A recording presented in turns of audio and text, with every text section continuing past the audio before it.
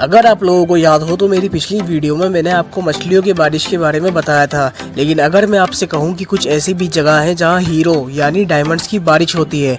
जी हाँ, सैटर्न और जुपिटर ऐसे ही दो ग्रह हैं जहां डायमंड्स की बारिश होती है। दरअसल वहां के वातावरण में बड़ी मात्रा में कार्बन मौजूद है और जब मौसम में बदलाव की वजह से कार्बन पर बिजली गिरती है तो कार्बन हार्ड होकर ग्रेफाइट में बदल जाता है और नीचे गिरने लगता है। वहाँ एटमॉस्फेरिक प्रेशर उसे तब तक हार्ड बनाता जाता है जब तक वो डायमंड में ना बदल जाए। तो इस तरह से वहाँ डायमंड की बारिश होती है। अगर एक दिन के लिए भी हमारी धरती पर भी डायमंड्स की बारिश हो जाए तो पैसा ही पैसा होगा। मस्त प्लान है।